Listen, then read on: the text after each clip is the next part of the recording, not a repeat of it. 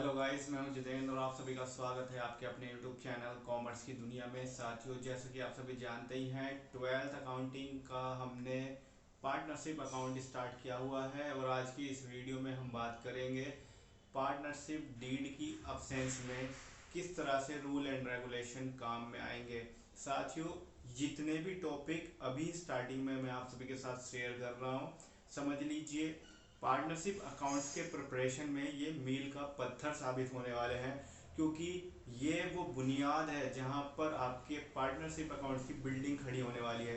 इसलिए साथियों, मैं आपको केवल एक ही सजेशन दूंगा कि डे 1 से जो वीडियो हमने आपके लिए अपलोड की हैं वो सभी वीडियो आप देख लीजिए। वन बाय वन अगर आप वीडियो देख लेंगे तो आपके लिए पार्टनरशिप अकाउंट प्रिपेयर करना मात्र एक हलवा सा हो जाएगा। तो साथियों, शुरू करता हूं आज का टॉपिक और बतलाता हूं आपको कि साझेदारी संलेख के अभाव में लागू होने वाले नियम और कानून क्या होंगे। इंग्लिश में अगर हम बात करें तो प्रोविजंस और rules applicable in absence of partnership deed. साथियों, जैसा कि आप सभी जानते हैं, जब कोई साझेदारी अस्तित्व में आएगी तो सभी साझेदारों के कुछ ना कुछ दायित्व भी होंगे, कुछ उनके कर्तव्य होंगे। क्या क्या दायित्व और क्या क्या कर्तव्य हैं, ये सब या तो लिखित रूप में साझेदारी संलेख के द्वारा डिसाइड कर दिए जाएंगे या फिर मौखिक रूप से सभी साझेदारों को बतला दिए जाएंगे। परंतु यदि ऐसा कोई सिस्टम या फिर ऐसा कोई प्रावधान नहीं हुआ है साझेदारों के बीच, तब क्या होगा। ऐसी स्थिति में अगर हम किसी भी प्रकार से कोई आपसी समझौता, आपसी सहमति नहीं करते हैं, तब क्या रूल लगेंगे, तो ये ही आज हम जानने वाले हैं। साथियों, ऐसी स्थिति में स्वतः ही भारतीय साझेदारी अधिनियम 1932 की सेक्शन 12 से लेकर के 17 के रूल सभी साझेदारों पर एप्लीकेबल हो जाएंगे। जो मैं बोल रहा हूं वो आप लिखते जाएं, समझते जाएं। मैं भी यहाँ पर नोट बना रहा हूं आपके लिए। तो अगर मान के चलिए पार्टनरशिप डीड का अब्सेंस है, एक साझेदार या दो से अधिक साझेदारों के बीच पार्टनरशिप डीड नहीं हुई है, तब क्या होगा। Indian Indian partnership act Indian partnership act 1932 की सेक्शन 12 से लेकर के 17 तक 12 से लेकर के 17 तक के जितने भी रूल रेगुलेशंस हैं, जितने भी प्रोविजन हैं, वो सब एप्लीकेबल्स हो जाएंगे। साथियों,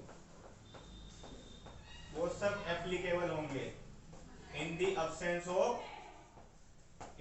अब्सेंस ऑफ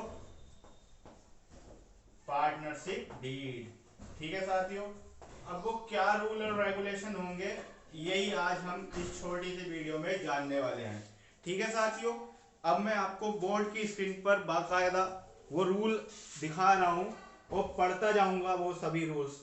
देखिए, सभी साझेदारों का जो लाभ हानि होगा वो इक्वल अनुपात में बांटा जाएगा। पहला पॉइंट हम बता रहे हैं कि सभी साझेदारों का लाभ हानि जो होगा वो समान अनुपात में बांटा जाएगा। दूसरा रूल लगेगा वहां पर, साझेदारों को उनकी पूंजी पर कोई ब्याज नहीं दिया जाएगा।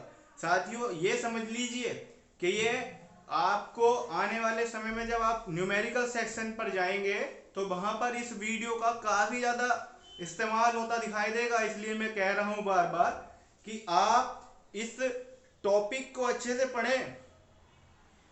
मैं फिर से बता रहा हूं, सेकंड पॉइंट, साझेदारों को उनकी पूंजी पर कोई ब्याज नहीं दिया जाएगा और ना ही आहरण पर कोई ब्याज लगाया जाएगा। किसी भी साझेदार को उसके द्वारा फर्म के लिए गए अतिरिक्त कार्य के लिए कोई वेतन, कमीशन या बोनस या फिर पारिश्रमिक नहीं दिया जाएगा। ठीक है साथियों, यदि कोई साझेदार पूंजी के अतिरिक्त साथियों फर्म को कोई ऋण प्रदान करता है, मान के चलिए कोई साझेदार है जो पूंजी के अलावा कंपनी को लोन दे रहा है, साझेदारी को लोन दे रहा है, तो ऐसी स्थिति में क्या होगा, उस लोन पर 6% वार्षिक की दर से ब्याज प्राप्त करने का अधिकारी होगा। ठीक है साथियों, अगला क्वेश्चन, अगला जो पॉइंट रहेगा, प्रत्येक साझेदार को फर्म के व्यापार संचालन में भाग लेने, फर्म की पुस्तकें देखने, उन्हें जांचने तथा उनकी नकल लेने का अधिकार होगा। छठा पॉइंट रहेगा, यदि कोई साझेदार फर्म के व्यवसाय के समान अथवा प्रतिस्पर्धात्मक व्यवसाय करता है तो उसे ऐसे व्यवसाय से संबंधित अर्जित लाभ का हिसाब फर्म को देना होगा तथा भुगतान करना होगा। ये नियम है और ये नियम आपके न्यूमेरिकल सेक्शन में अप्लाई होने वाले हैं, इसलिए इन सभी को बहुत अच्छे से देखिए आप। अब मैं आपको बोर्ड पर ये सारे नियम लिख दे रहा हूँ, एक बार छोटे छोटे रूल में लिख दे रहा हूँ आपको, वैसे तो भी मैंने बोर्ड पर दिखाया है। सबसे पहले मैंने क्या बताया, profit and loss will be distributed equally. ठीक है साथियों, प्रॉफिट लॉस इक्वली डिस्ट्रीब्यूट होगा। ठीक, no interest should be charge on, no interest will be given on capital, पूंजी पर कोई ब्याज दिया नहीं जाएगा। थर्ड पॉइंट है, no interest will be charge on, English में थोड़ा अलग होता है इसलिए मैं मजेदारी से आपको इंग्लिश में भी बताने की कोशिश कर रहा हूं, ऑन ड्राइंग्स। साथियों, जो यदि कोई साझेदार अपने निजी व्यय के लिए पैसा निकालता है पूंजी या फिर साझेदारी फर्म से, तो उस पर कोई ब्याज नहीं लिया जाएगा। But if any of partner कोई पार्टनर प्रोवाइड लोन प्रोवाइड करता है साथियों टू द फर्म को, विल बी गिवन दिया जाएगा इंटरेस्ट दिया जाएगा 6% पर एनम, 6% पर एनम उसको इंटरेस्ट दिया जाएगा। ठीक है साथियों, पांचवा पॉइंट मैंने बताया था, every partner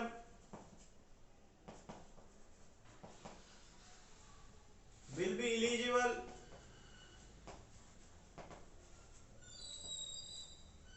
to take part in operating activities of firm, सभी एक्टिविटीज में भाग लेने का वो अधिकारी होगा, वो एलिजिबल होगा। छठा पॉइंट मैंने बताया था आपको कि छठा पॉइंट मैंने आपको क्या बताया था साथियों, छठा पॉइंट बताया था, यदि कोई पार्टनर फर्म के जैसा व्यापार करता है अपना अलग से, operates, if any partner operate same business separately